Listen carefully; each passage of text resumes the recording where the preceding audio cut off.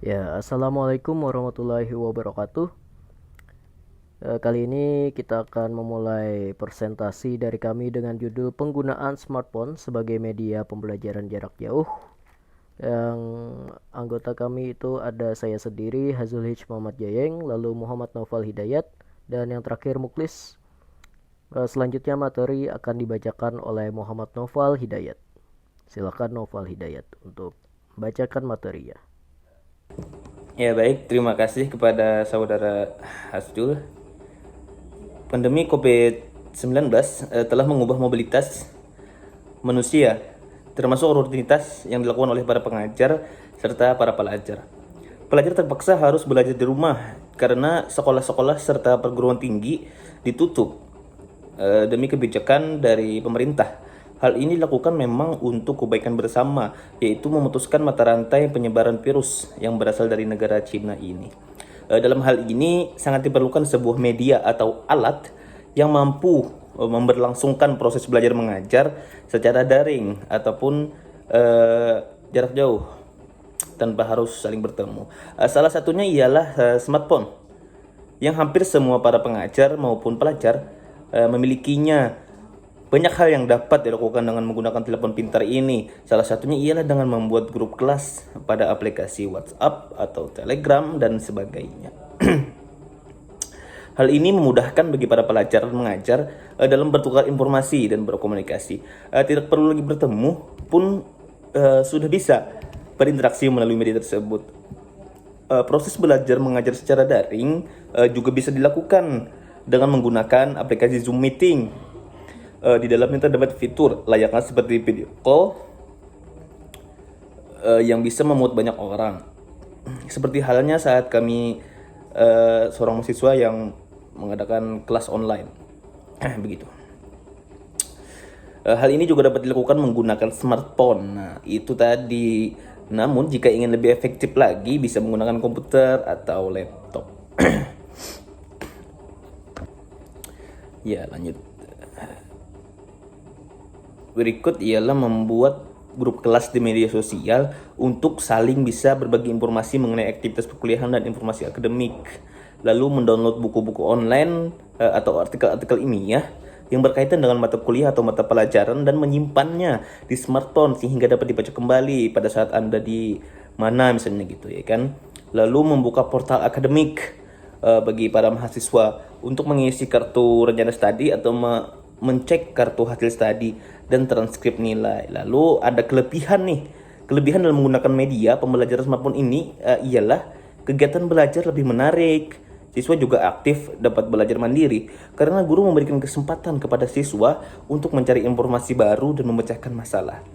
Proses belajar mengajar tidak dibatasi oleh ruang dan waktu karena media smartphone adalah sebuah media atau alat yang dapat dibawa kemana saja.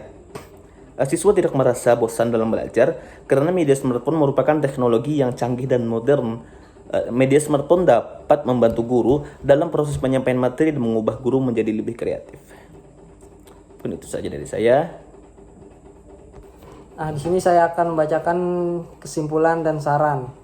Di sini kesimpulan yang saya dapat, smartphone sebagai media komunikasi memiliki peran yang signifikan dalam menunjang kegiatan komunikasi penggunanya. Berbagai fasilitas, kelebihan, dan kemampuan yang terdapat pada smartphone memberikan kemudahan dan keuntungan bagi seseorang dalam kegiatan berkomunikasi dengan orang lain melalui media telekomunikasi.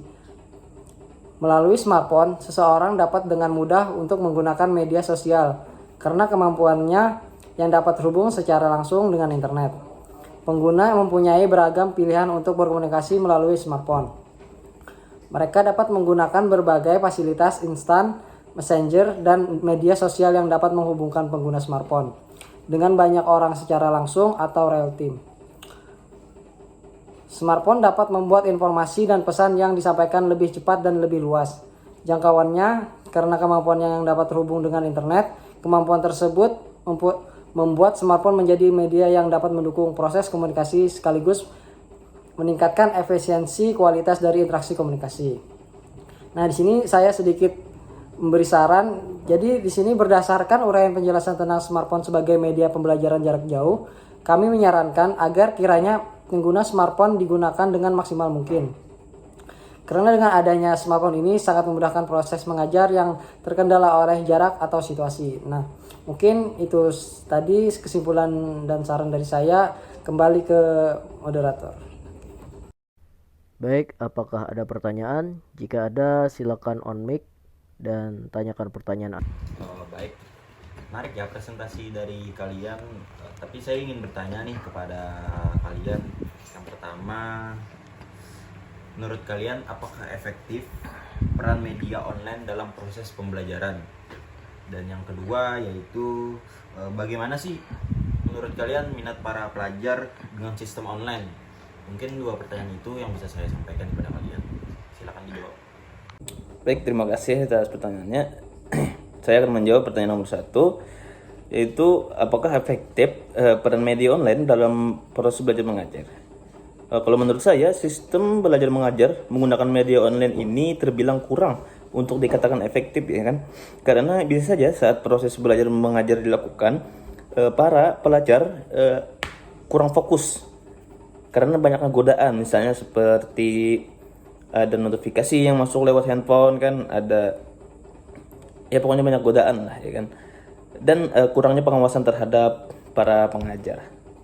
Justru hal ini malah membuat para pelajar merasa bebas dan ingin bersantai-santai saat proses belajar mengajar dilaksanakan. Jadi hal inilah yang membuat menurut saya kurang efektif pembelajaran lewat jarak jauh ini. Terima kasih. Ya, di sini saya akan meneruskan untuk menjawab di nomor 2. Jadi di nomor 2 itu bagaimana minat para pelajar dengan sistem online. Nah, di sini saya menjawab, ada sedikit jawaban dari saya. Mungkin minat belajar tergantung pada siswanya masing-masing. Ada yang suka online dan ada yang suka offline. Namun jika dinilai dari kepraktisannya, online lebih direkomendasikan. Itu saja sih menurut saya. Ya, terima kasih. Kembali ke moderator. Baik, bagaimana Pak Thomas? Apakah sudah jelas atau masih kurang jelas? Dan masih ada yang ingin ditanyakan? Ya, saya cukup puas dengan tanggapan yang kalian berikan kepada saya, dan itu juga menjawab pertanyaan-pertanyaan dari saya. Mungkin itu saja, cukup dari saya. Kembali ke moderator. Baik, terima kasih kepada semua. Jikanya ada kesalahan, mohon maaf. Sesi presentasi kami tutup. Wassalamualaikum warahmatullahi wabarakatuh.